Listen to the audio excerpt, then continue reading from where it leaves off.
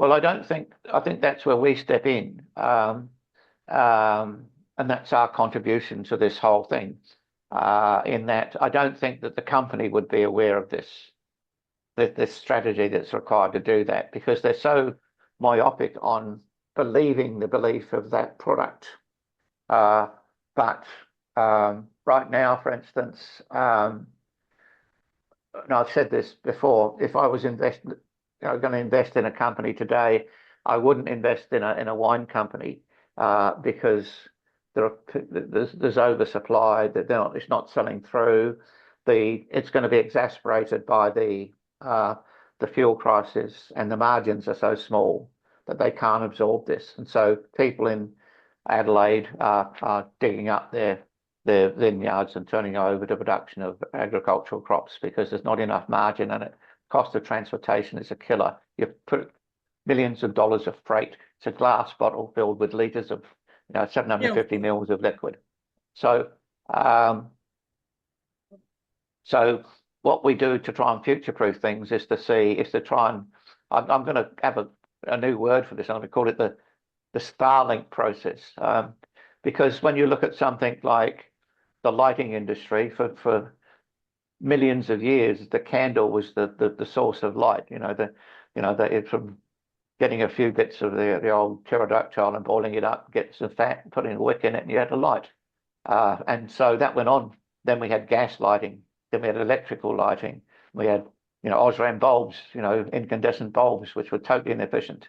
And that was very rapidly overtaken by LED,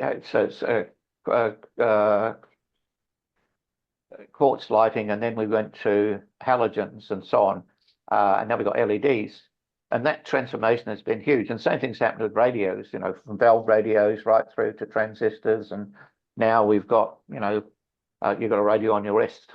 And so these disruptive technologies are occurring all the time.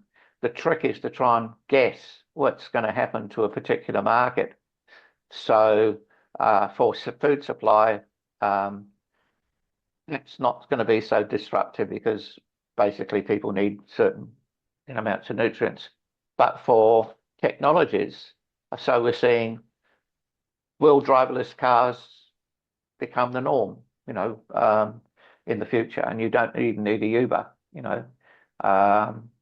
will car ownership change? So selling cars, will it affect the retail market for cars? If Starlink works, then it's going to disrupt the whole phone industry because you'll have a direct connection with the satellite up in the sky rather than having to go through telecom or some local service provider, and they will store all your data, and if they create it right, they can also take the actual hardware market as well. So yes, so I wouldn't be investing in those companies because they're too fragile. I want to be investing in something that's novel technology that we need for the foreseeable future, as far as we can foresee the future. So I'm looking at that as a risk analysis for your business. So and timing is also important. So if somebody said to me, going to invest in an artificial meat company, I'd say I wouldn't do it because the timing's wrong. It may be that in 50 years' time, then it's a critical problem. But right now, people are making decisions based on what they ordinarily do. It's the management of change, which is very hard to do, to get people to change. And who was the customer for the artificial meat, made out of plants? It wasn't the meat eaters, because they wanted the real thing.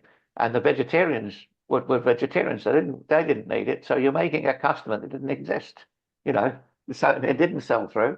The people like the idea. So what we do is we try and get away from all that rubbish and make decisions based on what's likely. It's regional as well. People are quite happy to eat crickets in Thailand, but we're not ready for it in Maroubra or Auckland.